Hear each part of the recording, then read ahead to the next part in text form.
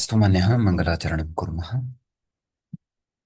ॐ विश्वानि देव सवितर्दुरितानि परासुव यद्भद्रं तन्मासुव। वाक्यकारं वररुचिं भाष्यकारं पतञ्जलिं पाणिनिं सूत्रकारं च प्रणतोऽस्मि मुनित्रयम्।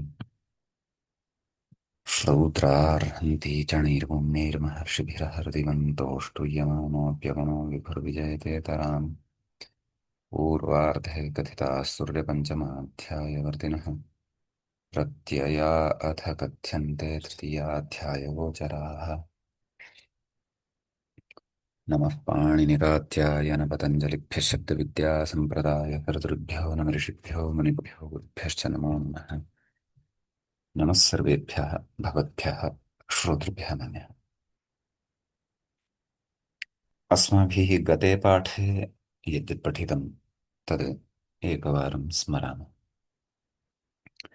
वयं वैयाकरणसिद्धान्तकौमुदी इत्याख्यस्य ग्रन्थस्य तत्र पूर्वकृदन्तप्रकरणं पठन्तः स्मः। प्रकरणस्यास्य एकपञ्चाशः पाठः अस्माकं क्रमे प्रवृत्तः अभूत्।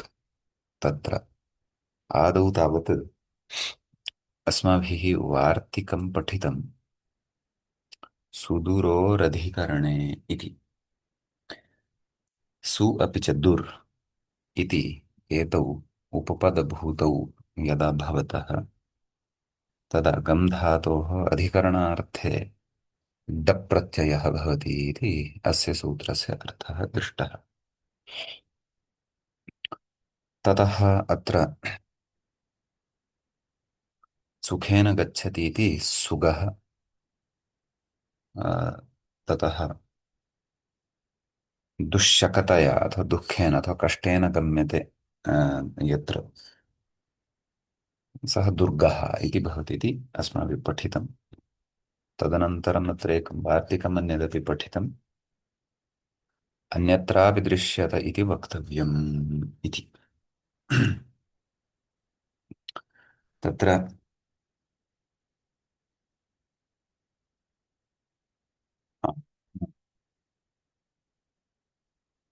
यानि उपपदानि अत्र परिगणितानि तेभ्यः उपपदेभ्यः अन्ये सन्ति ये यानि उपपदानि तेषु उपपदेषु सत्सु अपि गम् धातोः डप् प्रत्ययः दृश्यते। अतः ग्रामं गच्छति इति ग्रामकः इति उदाहरणम् अस्माभिः साधितम्।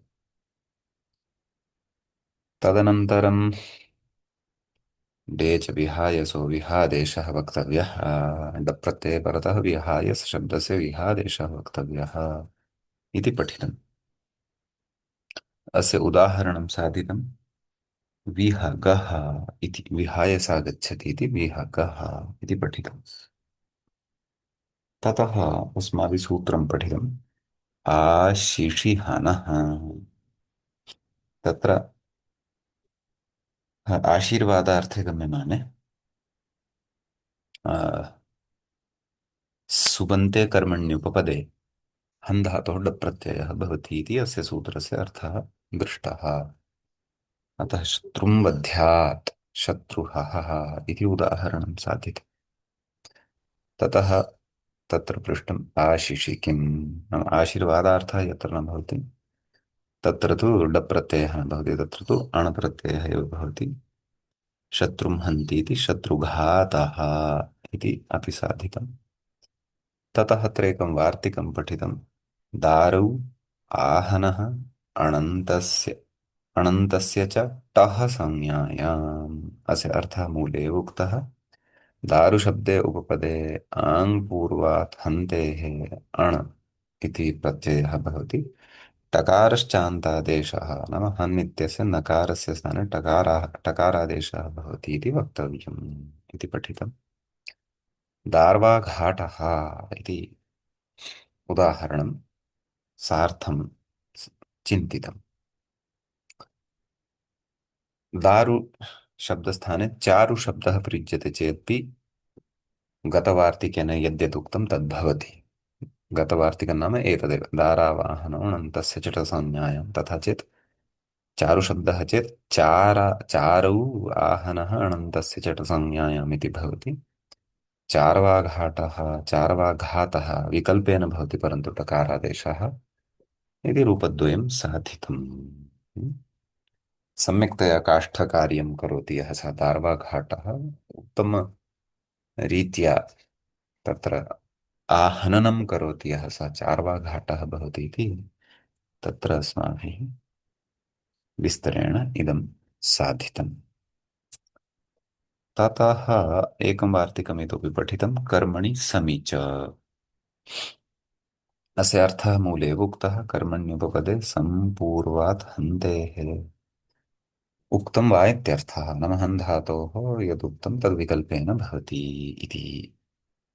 ततः वर्णान् संहन्ति इति वर्णसङ्घातः इति उदाहरणं साधितम्। तदेव तत्त्वादिकमत्रापि पूर्वतेव भवति पदसङ्घाटनं वर्णानां समूहविशेषः वर्णसङ्घाटः पदानां समूहविशेषः पदसङ्घाटः एवं विकल्पेन टत्वं भवति अतः वर्णसङ्घातः पदसङ्घातः इत्यपि तत्र भवति।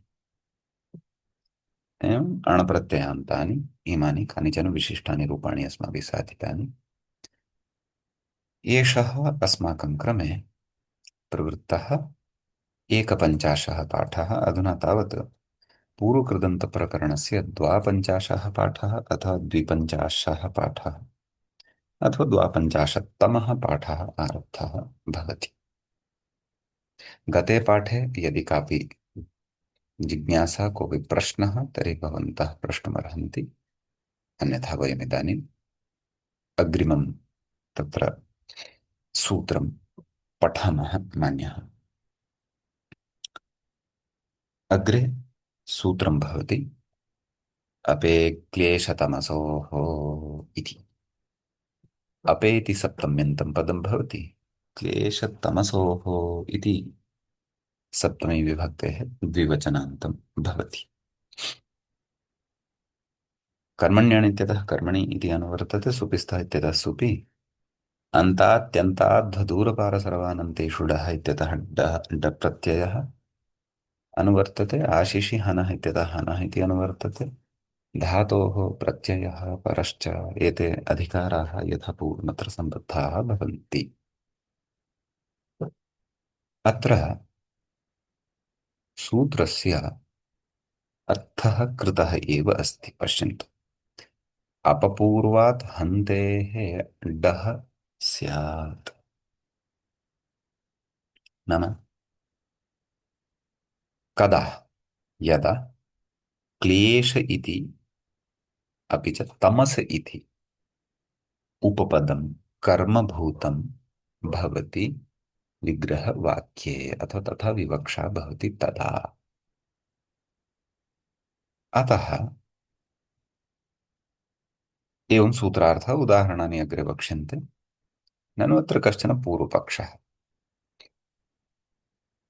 एतत् कार्यं तु आशिषि हनः इत्यनेनापि सिद्ध्येत खलु। नाम आशीर्वादार्थे हन् धातोः अ, तत्र डप्रत्ययः भवति कर्मण्युपपदे इति। तत्र हन् धातुः सोपसर्गः भवेत् अथवा सोपसर्गः नाम उपसर्गसहितः न भवेत् इति तु चर्चा नास्ति। कुत्र? आशिषि हनः इत्यत्र। अतः हन् धातुः अप उपसर्गपूर्वकोऽपि स्वीकर्तुं शक्यः। अप उपसर्गः नास्ति चेदपि स्वीकर्तुं शक्यः। अतः आशिषि हनः इत्यनेनैव तत्र डप्रत्ययस्य सिद्धिः जायते खलु। तर्हि किमर्थम् अपे क्लेशतमसोः इति नाम क्लेश उपपदे सति तमस् इति उपपदे सत्यपि आशिषि हनः इत्यनेन डप्रत्ययः सिद्ध्यत्येव खलु। तर्हि किमर्थम् अत्र एवं रीत्या अस्माभिः डप्रत्ययः वक्तव्यः इति चेत् तत्र उक्तम् अ, एतस्य सूत्रस्य आरम्भे किञ्चित् प्रयोजनमस्ति। किं प्रयोजनमस्ति तत् अग्रे कथयति। किं कथयति? अनाशीरर्थमिदम् नाम आशिषि हनः इत्यनेन तु आशीर्वादार्थे गम्यमाने तत्र डप् प्रत्ययः उच्यते। परन्तु एतेन तावत् आशीर्वादार्थः नास्ति विवक्षितः, तस्मिन् अर्थे अपि डप् प्रत्ययः भवतु, परन्तु कानिचन निमित्तानि तु अपेक्षितानि। अतः न धातोः पूर्वम् अप इति उपसर्गः अपेक्षितः अकारान्तः। किञ्च अत्र उपपदं क्लेशः इति, क्लेश इति वा तमस् इति वा स्यात्। इमानि निमित्तानि तु अपेक्षितानि, तदा एव आशीर्वादार्थात् भिन्नार्थे अत्र डप् प्रत्ययः भविष्यति। हम्म? न आशीः अनाशीः। आ, अनाश्या अनाश्या अर्थम् अनाशीरर्थम्। आशिषशब्दः भवति खलु, सन्धिवशात् एवं श्रूयते। अनाशीरर्थं नाम अनाशीर्वादार्थम् इदं सूत्रम् आरब्धं वर्तते इति भावः। मन्ये सूत्रार्थः भवतां स्पष्टः जातः स्यात्। इदानीं तर्हि उदाहरणानि अत्र पश्यामः। एकक्षणम्। सम्यक्। उदाहरणानि पश्यामः। एकक्षणम्। इतः अग्रे प्रिण्ट् क्लियर् अस्ति प्रायः सर्वत्र। एषः क्लियर् अस्ति। इतः अग्रे तथा दुष्टं प्रिण्ट् नागच्छेत्, नाम किञ्चित् अस्पष्टमिव आसीत् खलु अतः। अस्तु अन्य। आम्, तर्हि किमुच्यते? उदाहरणमुच्यते। क्लेश उपपदे अप उपपूर्वकात् हन् धातोः उदाहरणं भवति क्लेशापहः पुत्रः इति। तर्हि अस्य विग्रहः कथम्? अस्य विग्रहः भविष्यति क्लेशम् अपहन्ति। तर्हि अलौकिकविग्रहः कथं भविष्यति? क्लेशम् अपहन् इति स्थिते अपे क्लेशतमसोः इत्यनेन डप् प्रत्ययः भवति। क्लेश अम् अप हन् ड। समीचीनम्। ततः टेः इति टिलोपः, डित्वसामर्थ्यात् अभस्यापि टेर्लोपः, हन्नित्यत्र अन्नित्यस्य लोपः भवति। सुबोधातुरादिपदयोजनं सुब्लुक् भवति। समासादिकं कृत्वा उपपदसमासः अस्ति एव अत्र सर्वत्र। अतः क्लेश अप ह अ, क्लेश अपः। अकस्सवर्णदीर्घत्वेन सवर्णदीर्घः। क्लेशापहः, क्लेशापहः पुत्रः एवं सिद्ध्यति। समीचीनम्। तमस् उपपदे पश्यामः। तर्हि क्लेशापहः पुत्रः नाम यः क्लेशम् अपहन्ति, नाम क्लेशस्य अपाकरणं करोति। पित्रोः वार्धक्ये वा अथवा कस्मिंश्चिदपि तत्र जीवनस्य घट्टे वा क्लेशाः यदि आयान्ति, तान् क्लेशान् यः अपकरोति सः तादृशः पुत्रः क्लेशापहः पुत्रः भवति। यदि तथा करोति, सर्वेपि पुत्राः क्लेशापहाः एव भवेयुः इति नास्ति खलु। केचन पुत्राः तु क्लेशदाः भवन्ति, नाम क्लेशं यच्छन्ति पित्रोः कृते। तथा न, यदि सः क्लेशापहः, यदि सः क्लेशम् अपहन्ति, तदा एव सः क्लेशापहः पुत्रः। अस्तु। इदानीं तमस् इति उपपदे अप उपसर्गपूर्वकात् अथवा अप इति उपपदपूर्वकात् हन् धातोः उदाहरणमस्ति तमोपहः सूर्यः। अत्र अपः अपः इति एतावान् भागः पूर्वदेव सिद्ध्यति डप्रत्ययटिलोपादिकं कृत्वा। अत्र तमस् आपः इति स्थिते यथा सन्धिप्रकरणे शिवोर्च्यः इत्यत्र प्रक्रिया आसीत्, तद्वत् प्रक्रिया भविष्यति सन्धिप्रक्रिया। तत्र तमस् अपः, तमस् इत्यत्र सकारस्य रुत्वं, तमरु अपः, रु एतस्य उत्वं, तम उ अपः। ततः गुणः तमोपः विभक्तिकारे कृते तमोपहः इति तत्र रूपं सिद्धं भवति। गुणानन्तरं पूर्वरूपमपि भवति एङ्गः पदान्तात् यथा शिवोर्चः इत्यत्र। नाम तमः अन्धकारः तमः अपहन्ति एवं विग्रहः अत्र करणीयः। नाम अन्धकारस्य अपाकरणं करोति यः सूर्यः सः सूर्यः तमोपहः सूर्यः भवति। सूर्यः सर्वदा अन्धकारस्य विनाशमेव करोति, अतः एवं तत्र उच्यते। एतावान् विशेषः अपे क्लेशतमसोः इति सूत्रे भवति। स्पष्टं वा मान्यः? अग्रे गच्छामः, अग्रिमं पठामः सूत्रं यदि स्पष्टं। कोऽपि प्रश्नः यदि नास्ति तर्हि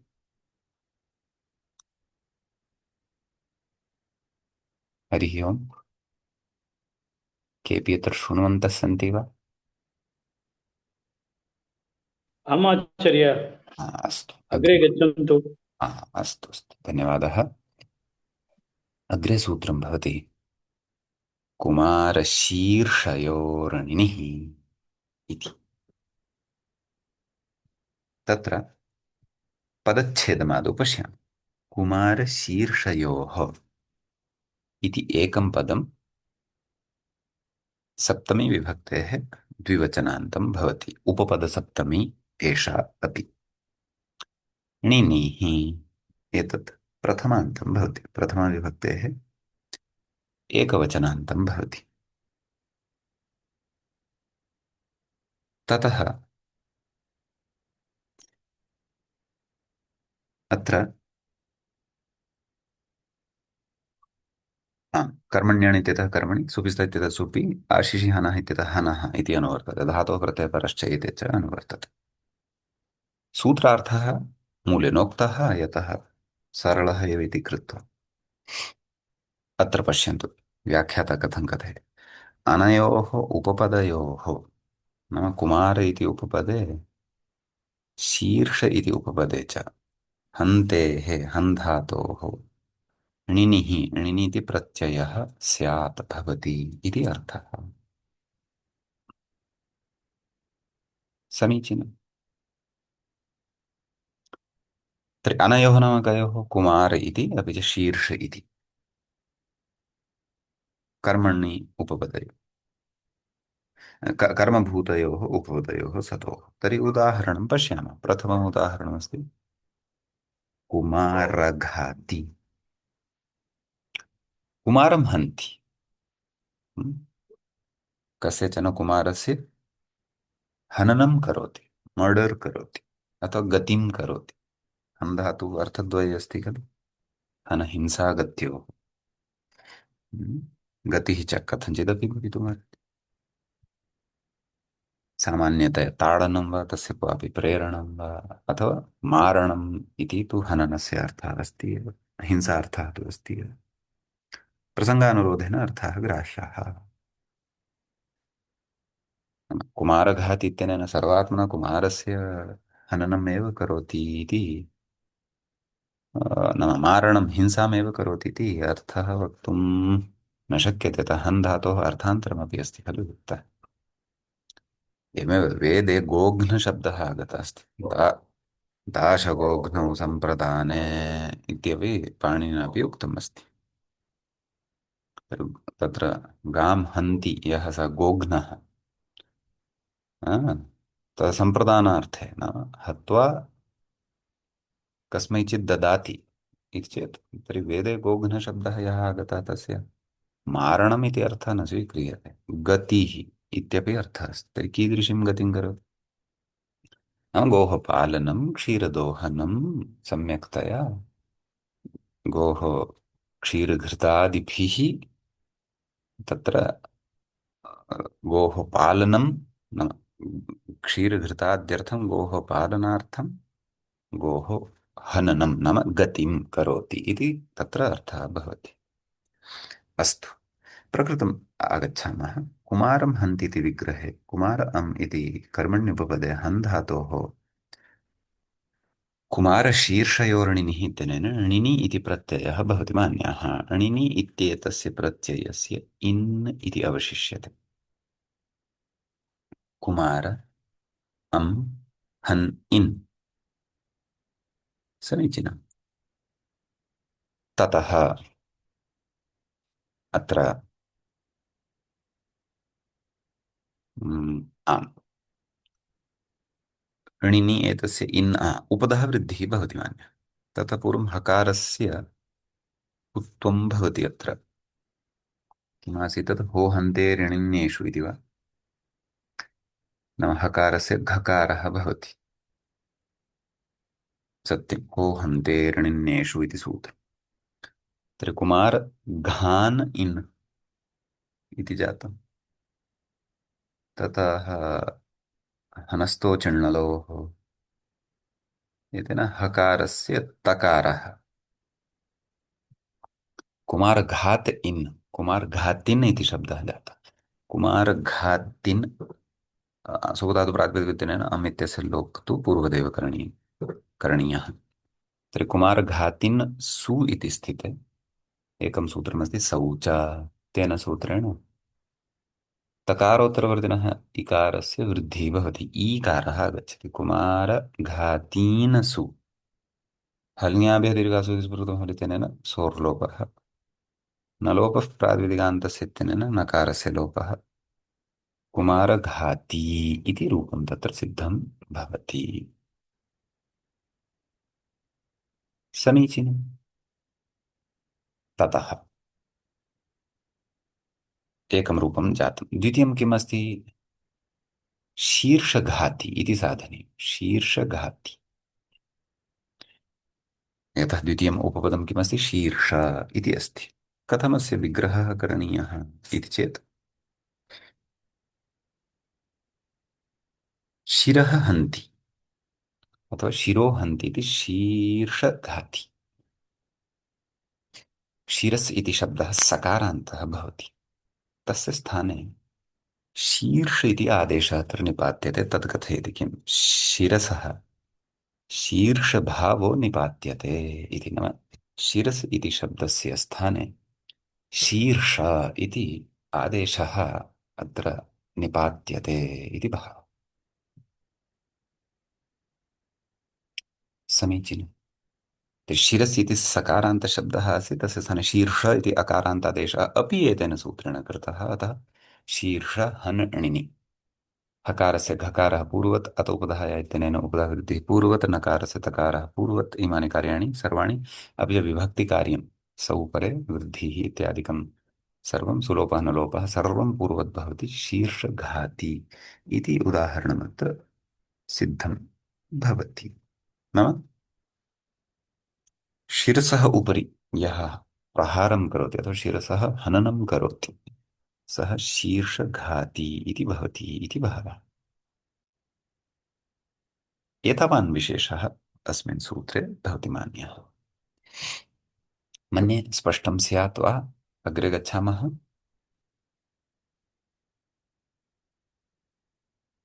मान्याः कुमारशीर्षयोर्घाति कुमारशीर्षयोर्णिनिः इति सूत्रं स्पष्टं वा? आम् आचार्य। सम्यक् सम्यक् उत्तमम्। अग्रिमं सूत्रं पश्यामः। अग्रे सूत्रम् अस्ति लक्षणे जायापत्योष्टक् इति। लक्षणे इति सप्तम्यन्तं भवति। जायापत्योः एतत् अपि तत्र सप्तमी विभक्तेः एव रूपं भवति परन्तु द्विवचने भवति।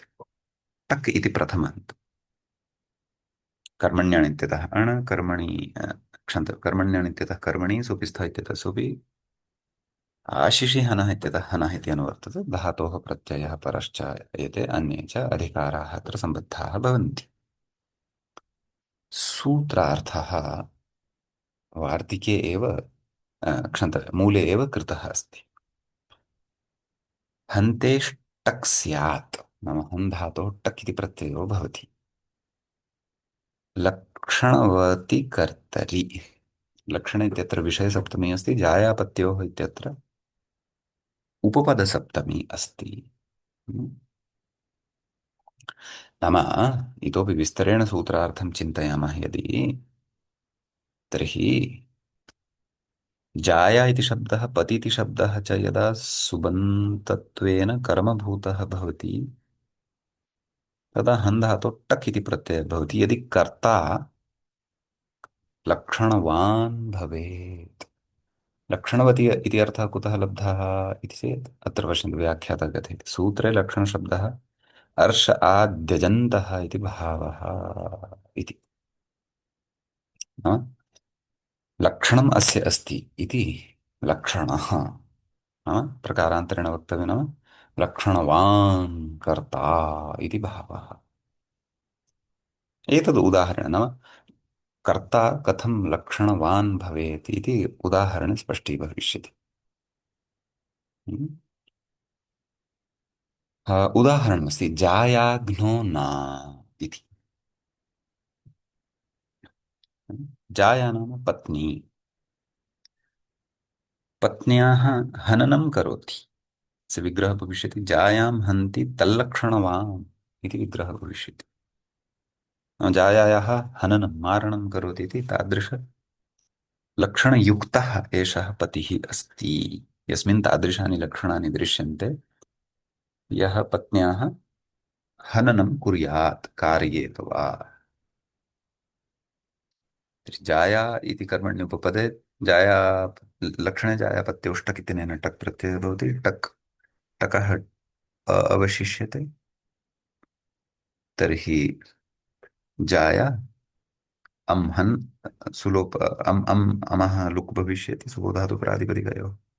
जाया हन् टक् जाया हन् ततः गमहन जनखनकसां लोपः ङितेन इति सूत्रेण तत्र हन् इत्यत्र उपधावर्णः अस्ति खलु अकारः, तस्य लोपः भवति। अतः जाया ह न ह न अ जाया हन इति जातः। पश्चात् हो हन्ते णिन्नेषु इत्यनेन सूत्रेण हकारस्य घकारः भवति। जाया घ्न जाया घ्न इति सिद्धं भवति। किं कथयति पश्यन्तु अत्र व्याख्यातारम्। जाया हनन सूचकलक्षणवान् पुरुषः इत्यर्थः।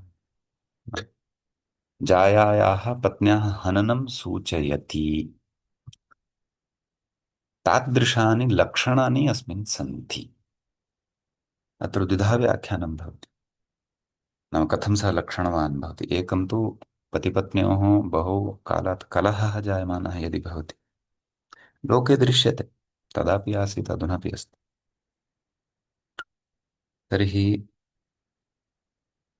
बहु कालात् कलहः जायमानः भवति तयोः, तर्हि प्रवृत्तिः मन्दं मन्दं हिंसायुक्ता जायते। तदा कदाचित् एषः यः अस्ति पतिः, सः किमपि चपेटया वा अथवा दण्डेन वा अथवा किमपि अन्यविध, अथवा तस्य मुखे सर्वदा कोपः भवति, किमपि अधुनैव किमपि तां मारयेत वा इति। अतः तादृशानि लक्षणानि यस्मिन् दृश्यन्ते, अतः तादृशलक्षणवान् यः अस्ति सः पुरुषः जायाघ्नः भवति इति भावः।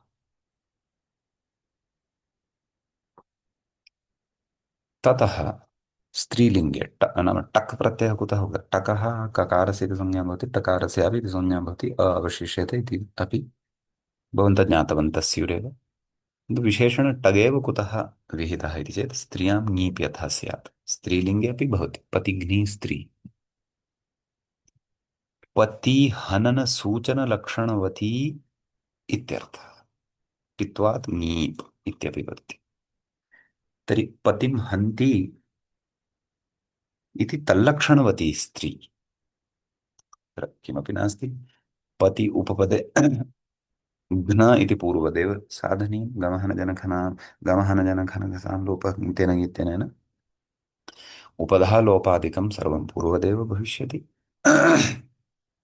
तत्र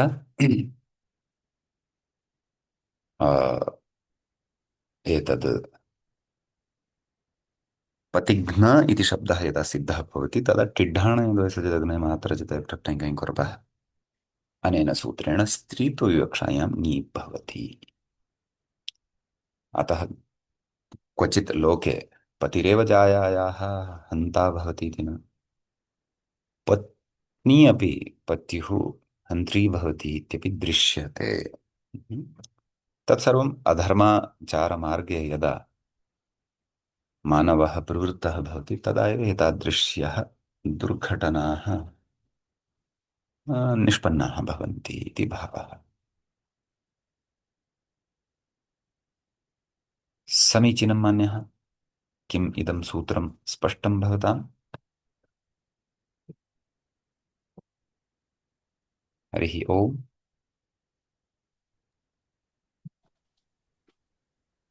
आम् आचार्य, उत्तमम् सूत्रं स्पष्टम्। उत्तमम्। अग्रिमसूत्रस्य किञ्चित् उदाहरणं यावत् चर्चां कुर्मः अद्य। प्रत्युदाहरणानि अग्रिमे पाठे द्रक्ष्यामः। सूत्रमस्ति अमनुष्यकर्तृके च इति। अमनुष्यकर्तृके सप्तमी विभक्तेः एकवचनान्तं भवति। च इति अव्ययं भवति। तत्र न मनुष्यः अमनुष्यः। अमनुष्यः कर्ता यस्य सः अमनुष्यकर्तृकः। बहुव्रीहौ समासान्तः कप् प्रत्ययः शेषाद् विभाषा इत्यनेन। पुनः वदामि, अमनुष्यः कर्ता यस्य सः अमनुष्यकर्तृकः। तस्मिन् अमनुष्यकर्तृके च इति अव्ययं भवति। नहि तत्पुरुषगर्भ बहुव्रीहि समासः भवति कुत्र? अमनुष्यकर्तृके इति पदे। अनुवृत्तयः पूर्वदेव कर्मण्यनित्यतः कर्मणि सुपि स्तः इत्यतः सुपि लक्षणजाया प्रत्युष्ठ इत्यतः टक् धातोः प्रत्ययः परश्च एते च सर्वे यत्र सम्बद्धाः भवन्ति। ततः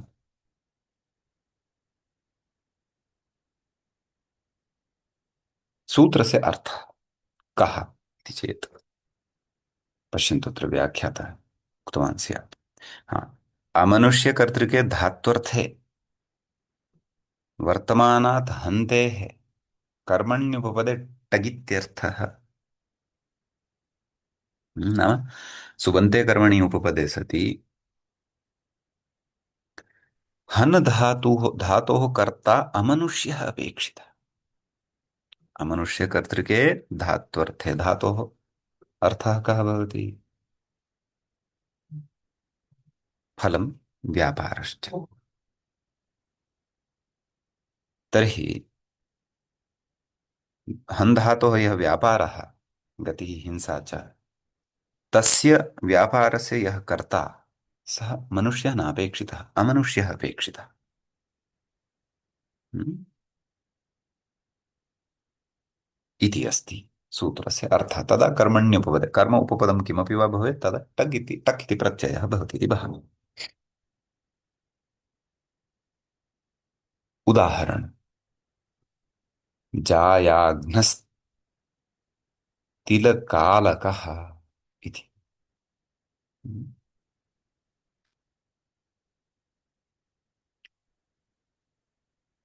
अस्य उदाहरणस्य अर्थः तिलाकृति कृष्णबिन्दुरित्यर्थः।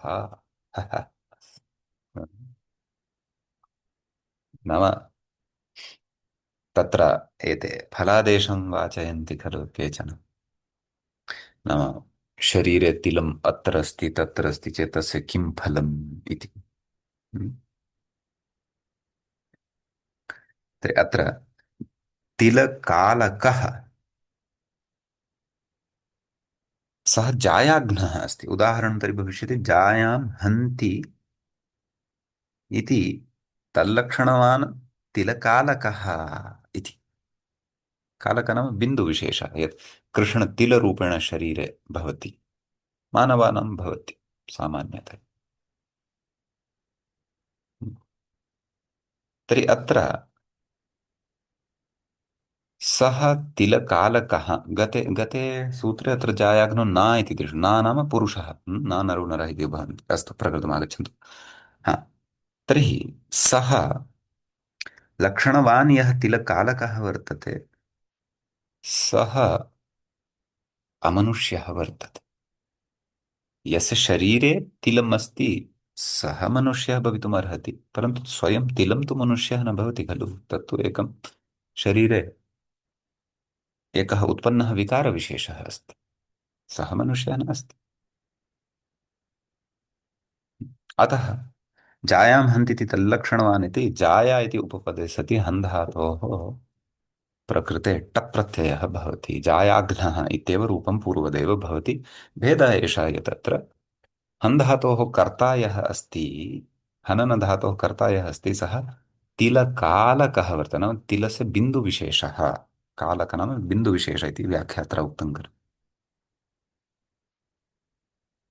सः मनुष्यः नास्ति आम् यस्य शरीरे सः भवति सः मनुष्यः भवति परन्तु तिलं तु मनुष्यः न भवति खलु एवमेव पतिघ्नी पाणिरेखा ज्योतिर्विदः वदन्ति खलु अस्याः अथवा अस्य अथवा अमुकस्य कस्यचिदपि रेखा तथा वर्तते हस्ते यत् पत्युः मारणं कार्येत कुर्यात् एषा दुष्टा रेखा अस्ति इति अतः पाणिरेखा नाम पाणिः नाम हस्तः तत्र विद्यमाना या रेखा सा रेखा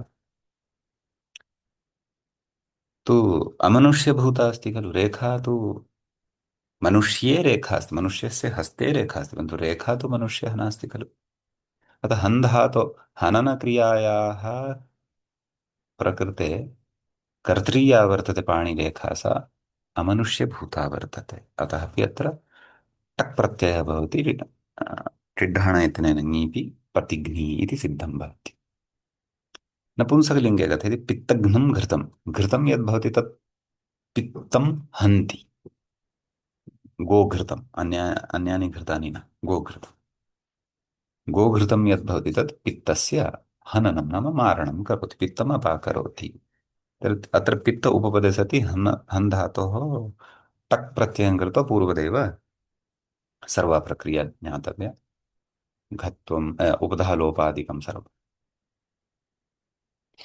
हम्म। एवम् अत्र अत्र पश्यन्तु पित्तस्य हननकर्तृत्वेन घृतम् अस्ति घृतं तु मनुष्यः न भवति अतः सूत्रस्य उक्तानि सर्वाणि उदाहरणानि अत्र यानि सन्ति तत्र हननक्रियायाः कर्तारः अमनुष्यभूताः अतः टक् प्रत्ययः भवति इति मान्यः स्पष्टं किम्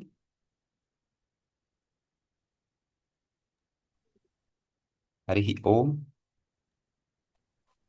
आम् आचार्य आम् सम्यक् तर्हि वयम् अधुना एतस्य सूत्रस्य यानि प्रत्युदाहरणानि सन्ति तानि वयम् अग्रिमे पाठे पठिष्यामः अद्यतनपाठः तावत् अत्रैव उपसंह्रियते मङ्गलाचरणं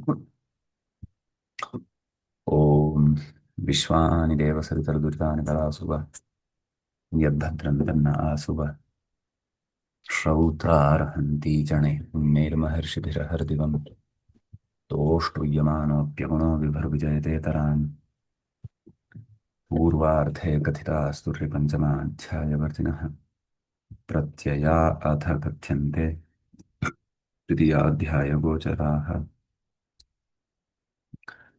नमः पाणिनिकात्यायन पतञ्जलिभ्यः शब्दसम्प्रदायकविरुभ्यो नमः ऋषिभ्यो मुनिभ्यो गुरुभ्यश्च नमो नमः